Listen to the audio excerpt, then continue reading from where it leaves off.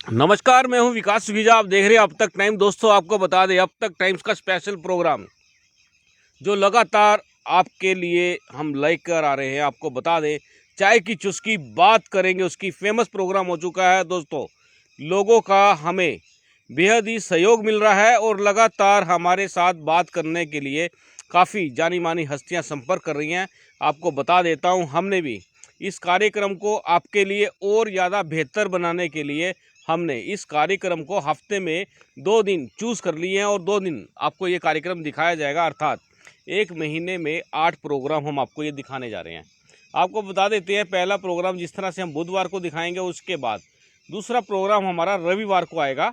और चाय की जो चुस्कियां हैं वो हम भी लेते रहेंगे और आप भी लेते रहना दोस्तों। और इस कार्यक्रम के अंदर आपको बता देते हैं, इस बार जो हम एक जानी मानी हस्ती, एक ऐसे व्यक्ति को आपके सामने लेकर आ रहे हैं जिनका जीवन 2 भागों में बट चुका है। आपको बता देते हैं, जब वो संसारिक यात्रा में होते हैं तब उनका नाम कुछ और होता है, और जब वो आध्यात्मिक यात्रा में चले जाते हैं तब वो स्वामी बन जाते हैं। और ये बात जो हम आपको बता रहे हैं, ये बेहद ही सकारात्मक बात है, क्योंकि जब ये व्यक्ति स्वामी की वेशभूषा में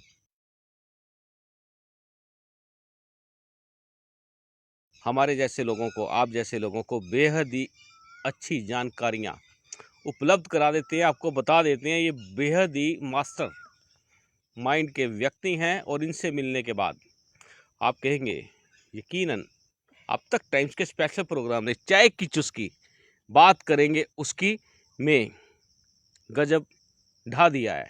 दोस्तों, सीधी बात करते हैं। आपको बता देता हूँ, मेरे साथ जुड़ रहे हैं, आपको बता देता हूँ, स्वामी विमल कीर्ति उर्फ रमन कुमार हैं।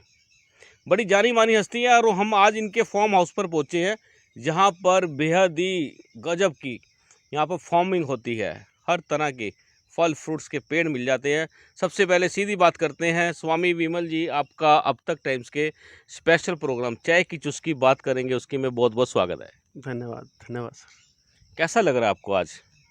अच्छा लग रहा है बहुत। और कीर्ति जी, आपने दो दो नाम रखे हैं, स्वामी विमल कीर्ति, अद्भुत नाम। और जो आपके माता पिता ने आपका नाम रखा था रमन कुमार, और जो ये जीवन आप जी रहे हैं इस समय, क्या कहना चाहेंगे लोगों को? स्वामी विमल कीर्ति नाम मुझे मेरे गुरु ने दिया है जी रमन कुमार नाम मुझे मेरे माता पिता ने दिया है। जी। तो दोनों जीवन में जीता हूँ। दोनों एक साथ से? हाँ। ये कलाकारी है बहुत बड़ी। बहुत बड़ी कलाकारी है, बहुत मुश्किल है। लोग एक नहीं जी पाते, हाँ। आप दो दो जी रहे हैं। हाँ। क्या लगता है आपको? देखिए, संसार में रहते हुए संन्यास को जीना जी। शुरू में तो मुश्किल लगता है, लेकिन फिर इससे मज़ेदार बात कुछ भी नहीं है। आत्मिक शांति के लिए। हाँ, बहुत बढ़िया। विमल जी, आप बेहद ही एक्सपर्ट हैं। आपको बता देता हूँ, जो मेरे पास जानकारी हैं रेकी हीलिंग को लेकर, जी।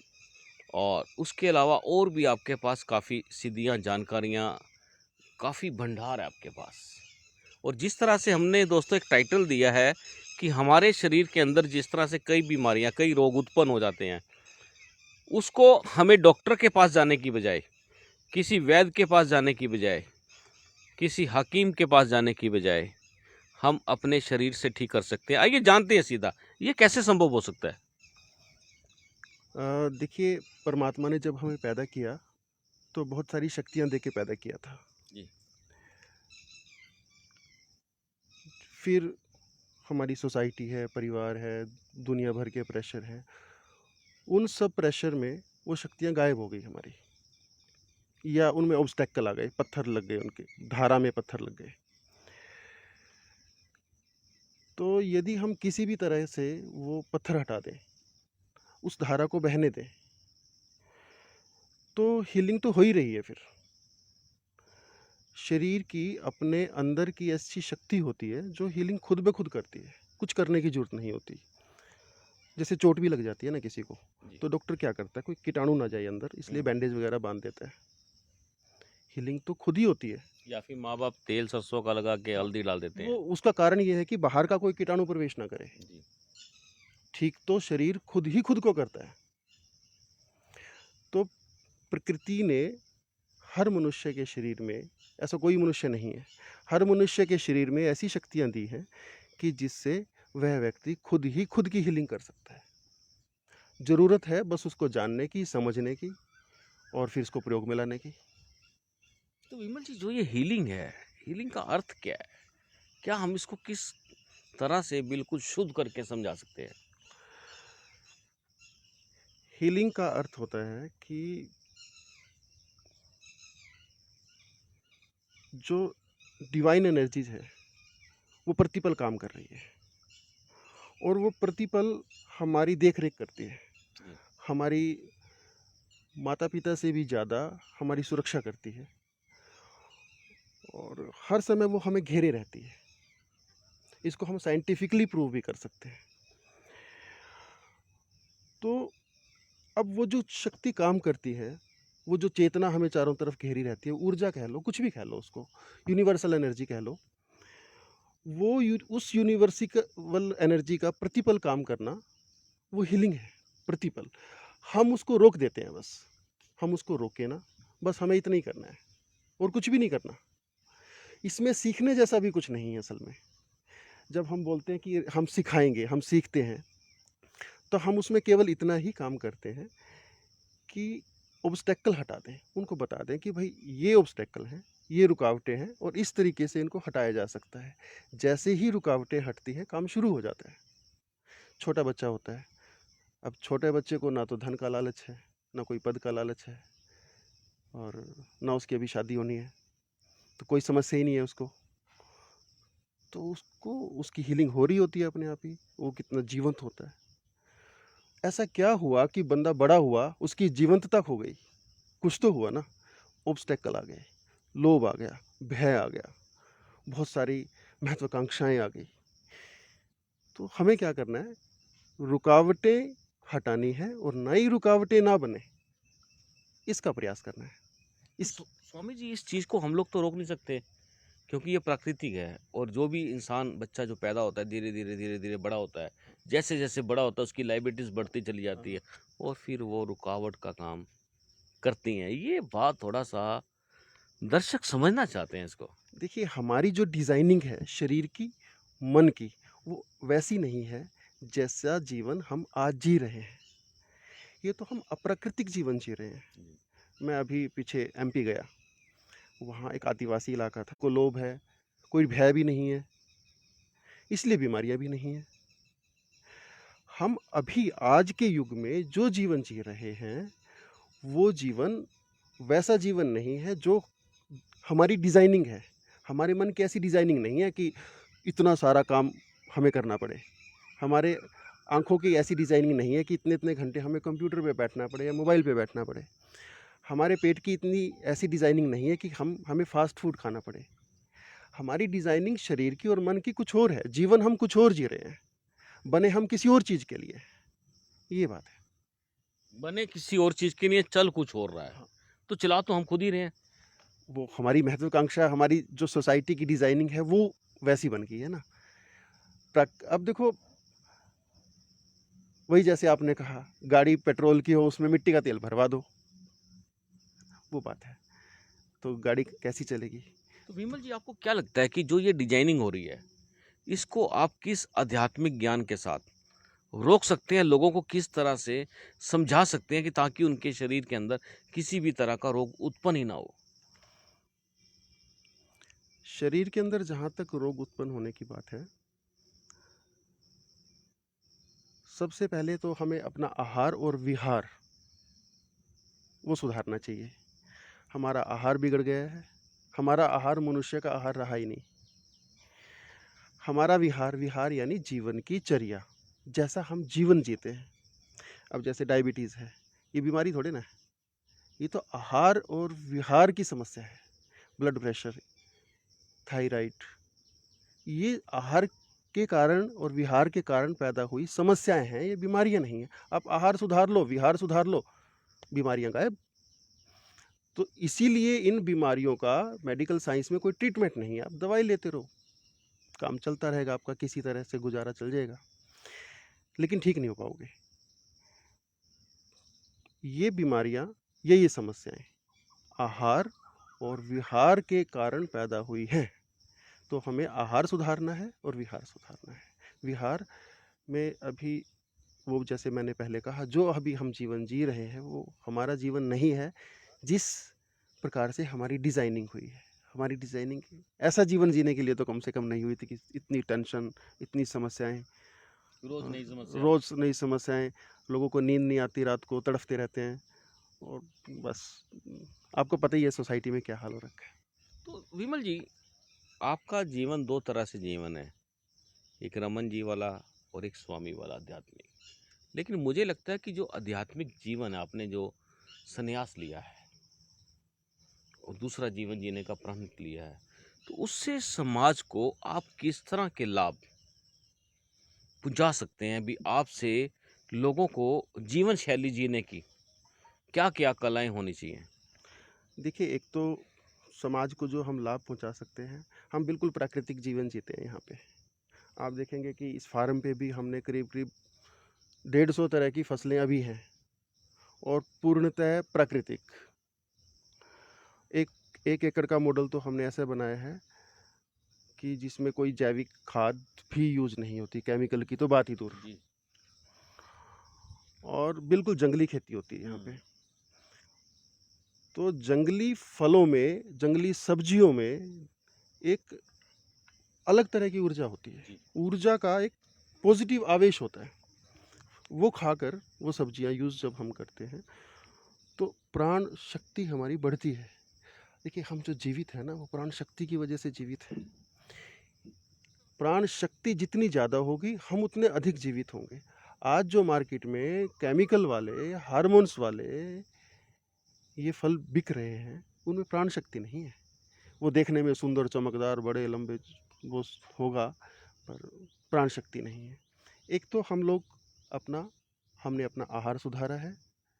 हमने यहाँ पर प्रकृति के बीच में रहते तो बहुत अच्छी प्राणवायु, जैसे बहुत सारे पीपल के पेड़ हैं यहाँ पे, नीम के पेड़ हैं, बड़ के पेड़ हैं, ऐसे पेड़ जो प्राण शक्ति बहुत ज़्यादा देते हैं।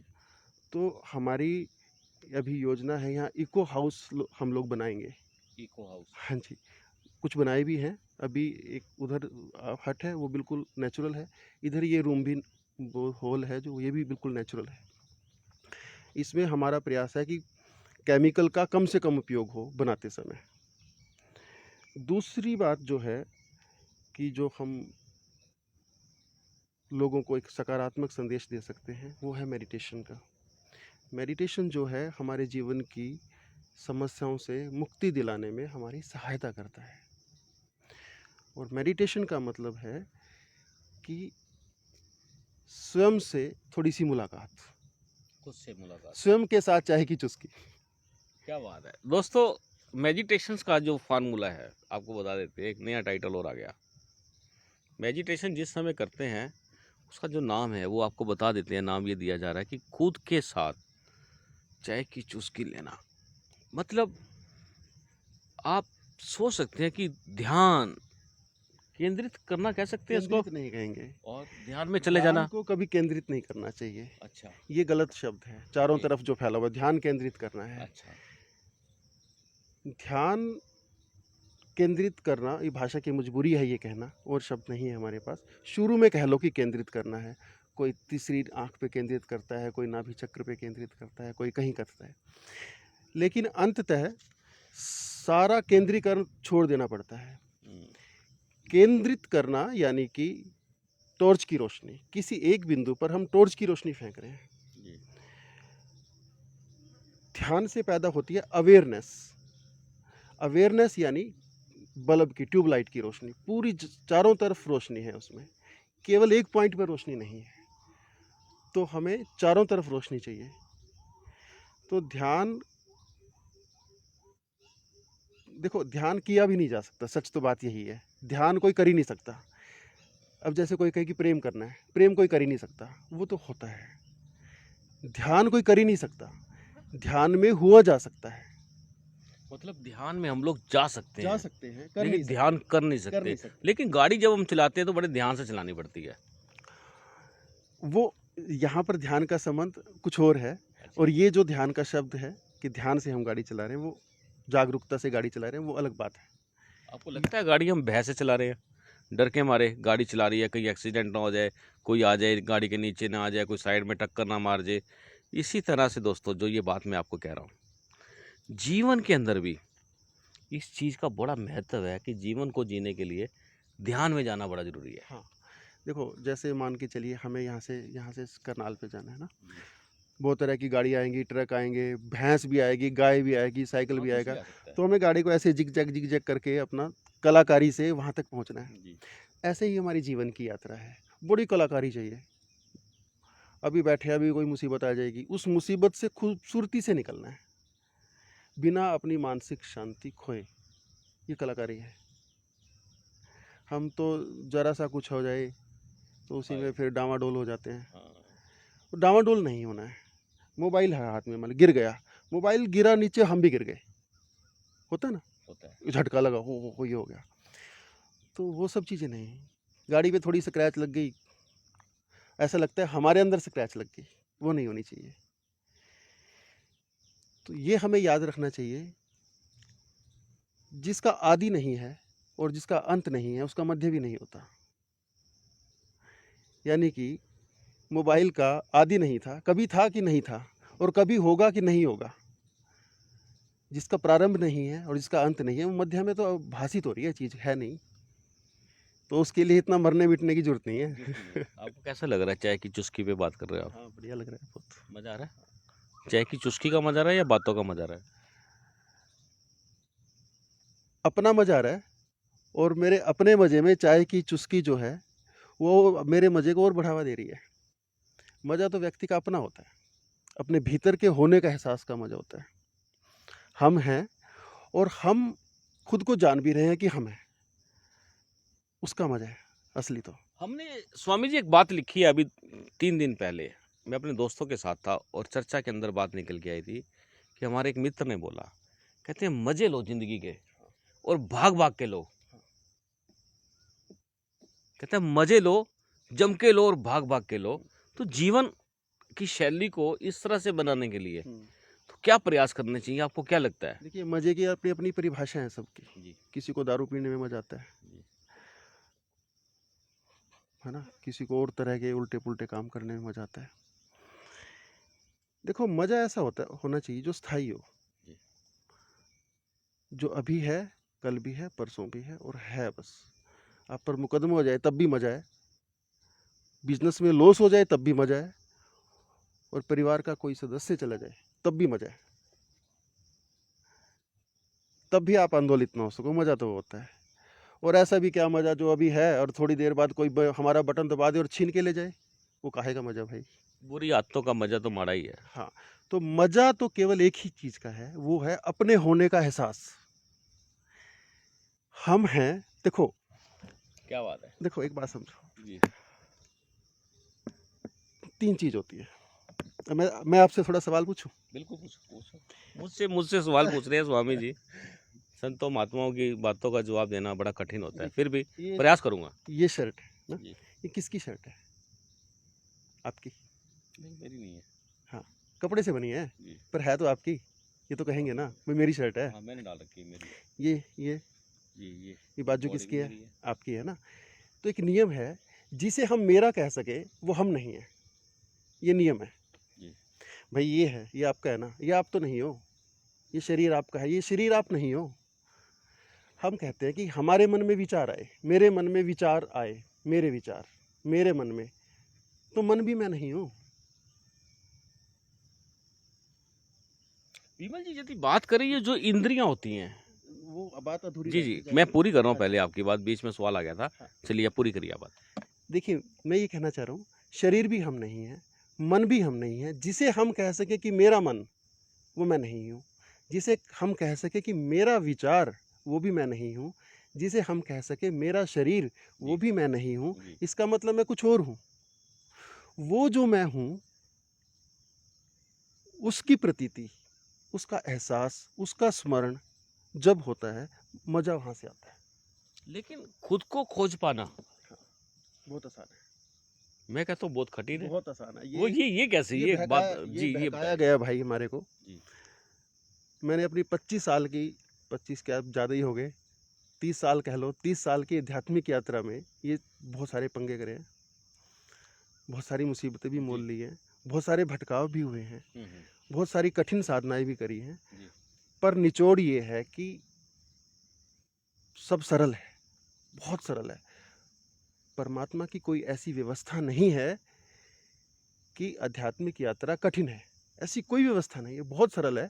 हम कॉम्प्लिकेटेड हैं, हम कठिन हैं। यात्रा या विधियाँ या स्वयं का एहसास करना कठिन नहीं है। हमने अपनी कठिनता को विसर्जित करना है, कठिनता को हटाना है। हम बहुत कठिन हैं। हम दिन में 25 दफ़ा झूठ बोल देते हैं बेवजह। जी। कठिनता है ना ये। अब साधु लोग भी क्या करते हैं, अब किसी महात्मा से पूछो, महात्मा जी कहाँ जा रहे हो? अब वो क्या जवाब देंगे? कहाँ आना है, कहाँ जाना है, यहीं रहना है। दार्शनिक उत्तर। बता दो कि सब्जी लेने जा रहा हूँ भाई, क्या फ़र्क पड़ेगा? सत्य नहीं बोल पाते। सरलता और सत्यता जब जीवन में उतरती है तो चीज़ें बहुत आसान हो जाती हैं।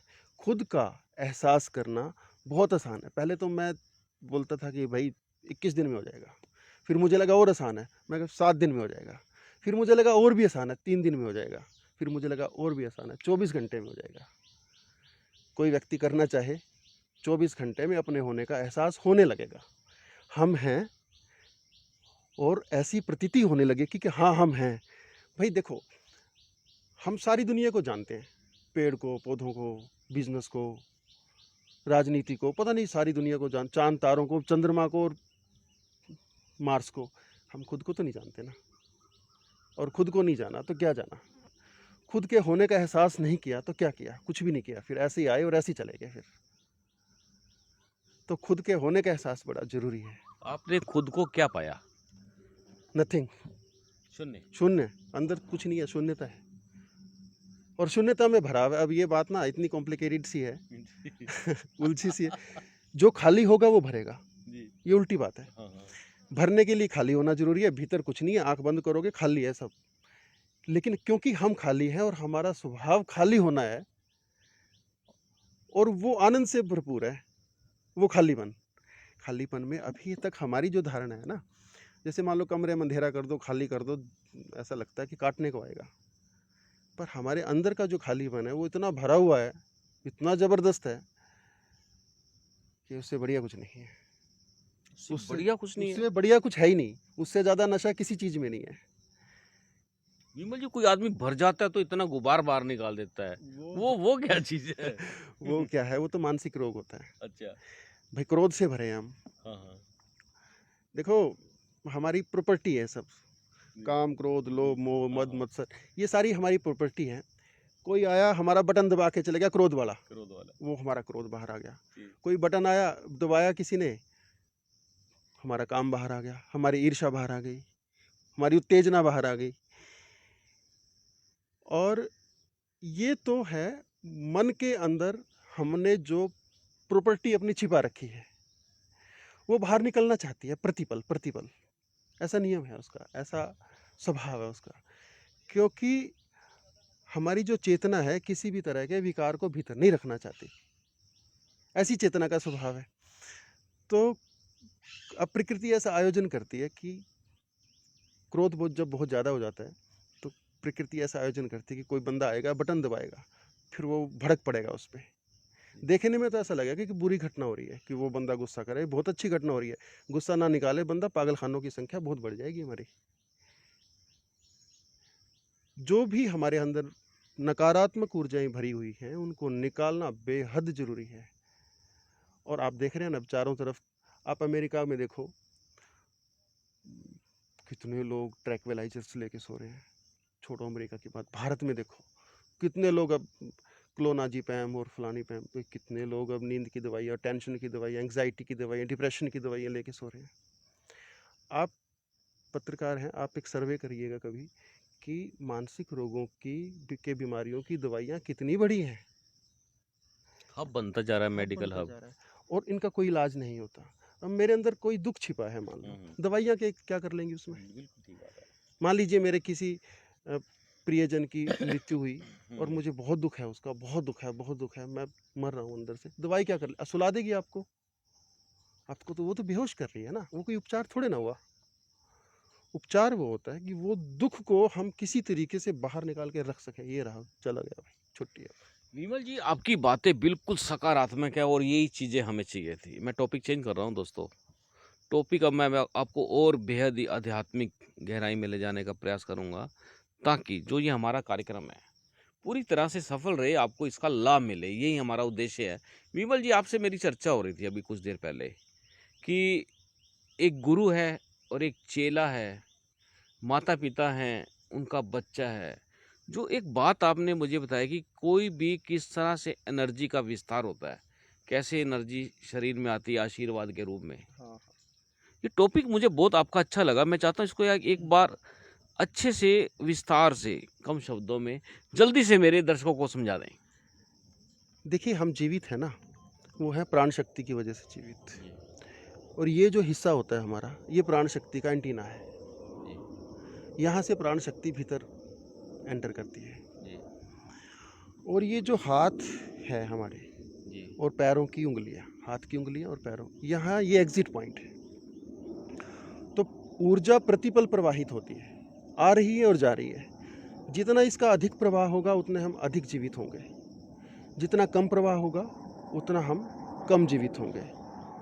जैसा मैंने आपको कहा था कि कई बार ऐसा होता है कि एक बुजुर्ग व्यक्ति 80 साल का, वो इतना एनर्जेटिक होता है, जवान को मात कर दे। मतलब ये है कि प्राण ऊर्जा अधिक गति कर रही है। कई बार ऐसा होता है कि 20 साल का कोई लड़का, युवक, नौजवान, वो ऐसा लगता है कि किसी बुजुर्ग से भी ज़्यादा मरे मरे, बिल्कुल मरे मरे चल रहा है। आप सड़क पर देखिएगा चलते हुए। तो यदि प्राण शक्ति प्रचुर मात्रा में प्रवाहित होती है तब हम अधिक जीवित होते हैं, ऊर्जा हम में से अधिक बहती है। जो मैंने कहा, आशीर्वाद की बात कही आपसे, पुराने ज़माने में जब ऋषि मुनि आशीर्वाद देते थे, वो अपनी प्राण शक्ति को हाथ में ले आते थे और आशीर्वाद कहाँ पे देते थे? सिर पे। सिर पे है एंटीना, रिसीविंग पॉइंट। ऐसे अब तो ना कोई आशीर्वाद देने वाला है, ना कोई लेने की भी तो कला चाहिए ना, रिसेप्टिविटी चाहिए, झुकने की कला चाहिए ना। और आशीर्वाद देने वाले में इतनी शक्ति हो कि हाथ में कुछ हो, उसके कुछ तो हो। अभी तो हाथ खाली पड़े हैं भाई। तो छुआ और कुछ हो गया, चली गई ऊर्जा अंदर। इसी तरह अब कोई पाँव छूता है ना, अब तो यहाँ घुटनों तक आ गया, ऐसे छूते हैं। एक्टिंग करते हैं ना अब तो। पाँव छूने की साइंस ये थी कि साष्टांग दंडवत प्रणाम किसी महापुरुष के चरणों में, और उसका माथा लगा है पैरों की उंगलियों पे। महापुरुष ने क्या किया? अपनी पूरी एनर्जी इकट्ठी करी और पैरों में ले गया। पैरों से उसने माथा लगाया हुआ है और वो पैरों के थ्रू वो माथे में चलेगी उसके, और उसका जीवन परिवर्तित होता था तुरंत, देर नहीं लगती उसमें। अब जब तक हमारे पास वो वाली रिसेप्टिविटी नहीं है, तब तक हम उस प्राण ऊर्जा का अनुभव नहीं कर सकते। और जब हमारे पास वो वाली रिसेप्टिविटी होती है, तब हम देने का अनुभव भी कर सकते हैं और लेने का अनुभव भी कर सकते हैं। जब प्राण ऊर्जा भीतर से बहती है ना, उस जैसा नशा कुछ नहीं होता। अब मैं बता नहीं सकता कि उस आनंद की अनुभूति नहीं बता सकता। अनुभूति करवा सकता हूँ, सिखा सकता हूँ, बहुत आसान है। बच्चे भी कर सकते हैं, बच्चे जल्दी कर सकते हैं, बहुत आसान है ना। पर शब्दों में नहीं बता सकता, यहाँ भाषा की मजबूरी है, शब्दों की मजबूरी है। दोस्तों, आप देख सकते हैं शब्दों की मजबूरी है, लेकिन यदि आप स्वामी विमल कीर्ति जी से मिलेंगे तो आपको ये बेहद ही अच्छा ज्ञान आपको दे देंगे। विमल जी, मैं आपसे एक बात आखिर में जानना चाहता हूँ कि आपने अभी तक अपने जीवन के अंदर किन चीज़ों को हासिल कर लिया है जिसका समाज को लाभ मिल सके?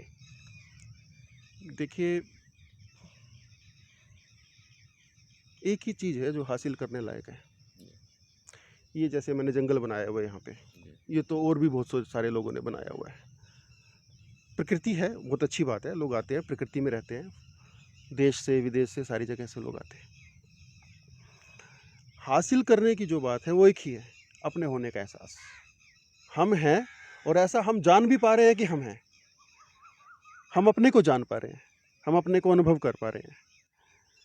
एक ही चीज़ होती है हासिल करने वाली, और कोई भी नहीं होती। बाकी तो क्या कहेंगे कि धन है, वो आज है, कल हो सकता है ना हो, वो चला जाए। दुनिया के पास है, हमसे बहुत बहुत ज़्यादा लोगों के पास। केवल एक ही चीज़ होती है जो कभी नहीं छिनती, मौत भी नहीं छीन सकती। वो होता है अपना होना, और उसकी प्रतीति। हैं तो हम सब हैं, लेकिन अपने होने की प्रतीति नहीं है, अपने होने का एहसास नहीं है, और वो बहुत खूबसूरत है, वो बहुत नशीला है। और असली चाय की सेल्फ, जो एक शब्द आता है, love affair with your self. खुद के साथ लव अफेयर, खुद के साथ चाय की चुस्की, खुद के साथ हग करना, खुद के साथ मुलाकात, एक ही चीज़ हासिल हुई है। बहुत बड़ा योग है दोस्तों, आपको बताते हैं खुद के साथ प्यार करना, खुद के लिए जीना। विमल जी, मेरा आखिरी सवाल है, हम आपके फार्म हाउस पे बैठे हैं, आपने बहुत तरह के यहाँ पर फल फ्रूट्स लगा रखे हैं, हल्दी लगा रखी है, दुनिया भर का सामान लगा रखा है। एक बार बता सकते हैं आपके ये फार्म हाउस का क्या सिस्टम है, किस तरह से आप यहाँ कार्य कर रहे हैं? ये फार्म हाउस हमने 2002 में शुरू किया था, और यहाँ पर जो भी फल फ्रूट यहाँ पर हो सकता है वो सब लगा है। ऐसा सेब भी लगा है, सेब जैसे कुछ पहाड़ी फल भी लगे हैं, खुरमानी लगी है, सेब लगा है, और भी बहुत लगे हैं, देश विदेश के फ्रूट लगे हैं। एक तो यहाँ पर ये है कि कोई भी साधक यहाँ पर आते हैं देश से विदेश से, तो ज़्यादातर लोग वीगन रहना चाहते हैं, रो वीगन। तो वो लोग अपना भोजन, फल तोड़ते हैं, खा लेते हैं, वो बहुत बढ़िया है। और यहाँ पर मैं प्रकृति से जुड़े हुए लोगों के साथ भी जुड़ा हुआ हूँ, कैंप लगते रहते हैं उस तरह के, तो वो लोग भी वीगन फूड खाते हैं। तो वो सब तरह की भी यहाँ पे सारी व्यवस्था है। इसके अलावा साधक लोग आते हैं पूरे पूरे वर्ल्ड से, ज़्यादातर फॉरेनर आते हैं यहाँ पे, वो अपनी साधना करते हैं। यहाँ पर करीब करीब 25 लोगों के रुकने की एक समय में व्यवस्था है, और वो यहाँ पर वॉलंटियरिंग करते हैं, फार्म हाउस पे काम करते हैं और अपनी साधना करते हैं। उनको जहाँ उनको लगता है कि कुछ प्रशिक्षण चाहिए, जानकारी चाहिए, उसके लिए हम उनके लिए उपलब्ध रहते हैं। और बस यहाँ तो एक ही संदेश है, खाओ पियो, साधना करो, ध्यान करो, अपने होने का एहसास करो। मेन बात ये है अपने होने का। मैं बार बार ये बात कह रहा हूँ, जो व्यक्ति खुद को नहीं जानता वो बाहर कुछ भी जान ले, सब बकवास। और जो व्यक्ति खुद से प्रेम नहीं कर सकता वो बाहर किसी से प्रेम कर सकता है, वो मुझे लगता नहीं है ऐसा। खुद के प्रेम की किरणें ही बाहर चारों तरफ फैलती हैं, तो ये उसके लिए एक बहुत एटमॉस्फेयर है सब। हाँ, उस तरह का यहाँ पर एटमॉस्फेयर है। खुद से प्रेम करें, और खुद से प्रेम करने के लिए जो भी साधनाएं होती हैं, चाहे किसी भी तरह की कोई साधना पद्धति हो, सबका स्वागत है यहाँ पे। विश्व में जितनी भी तरह की साधना पद्धतियाँ हैं, मैं यहाँ पर सबका वेलकम करता हूँ। और अलग अलग विद्याओं के जानकार यहाँ पर लोग आते हैं, पूरे वर्ल्ड से बड़े बड़े वैज्ञानिक, बड़े बड़े डॉक्टर, बड़े बड़े इंजीनियर और बड़े बड़े तार्किक लोग, वो आकर अपना पहले तो जो भी उनको साधना करनी है थोड़े दिन सीखते हैं, फिर अपनी साधना करते हैं और प्राकृतिक भोजन करते हैं, प्रकृति के बीच में रहते हैं और मज़े लेते हैं बस। दोस्तों, मज़े लेते हैं, जहाँ से मिले ले लो। स्वामी विमल जी, आपने हमसे बात की, चाय की चुस्की बात करेंगे उसकी के लिए बहुत बहुत धन्यवाद आपका। धन्यवाद जी, आपका भी धन्यवाद। दोस्तों, आपको बता देते हैं आज जिस जगह पे हम पहुंचे हुए हैं, आपको बता देते हैं इस फार्म हाउस में लगभग कितने एकड़ का फार्म है? ये है 6.5 एकड़ का तो जैविक है, जी। और जैविक और प्राकृतिक, और टोटल फार्म हाउस 14 एकड़ का है, जिसमें 6.5 एकड़ पूर्णतः जैविक है और 1 एकड़ पूर्णतः प्राकृतिक है। जी दोस्तों, ये जो बात है आपको मैं बता रहा हूँ, ये इतना 6.5 एकड़ के अंदर आपको हर तरह का फल मिलेगा, हर तरह का आपको यहाँ पर खाद्य सामग्रियाँ जो होती हैं वो मिलेंगी आपको। फलों का अपना मज़ा होता है, खाद्य सामग्रियों का अपना मज़ा है। और दोस्तों, एक भूमि के टुकड़े में आप सोच सकते हैं कितनी चीज़ें यहाँ निकल रही हैं। और ये जो मैं आपको दिखा रहा हूँ यहाँ का दृश्य, आप देख लें, वाकई में ही बड़ा जीने का आनंद आपको यहाँ मिल सकता है। और जो ये हम आपको ये कवरेज दिखा रहे हैं, हमारा उद्देश्य ये है, हम आपको नई से नई जानकारियाँ अच्छे से अच्छे, बढ़िया से बढ़िया लोगों के साथ आपको इंट्रोड्यूस कराएं। और आप मेरे साथ बने रहें। आप देख रहे हैं अब तक टाइम्स का स्पेशल प्रोग्राम, चाय की चुस्की, बात करेंगे इसकी। दोस्तों आप देख रहे हैं और मैं हूं विकास सुखीजा अपने साथी कृष्ण के साथ। नमस्कार, जय हिंद, जय भारत।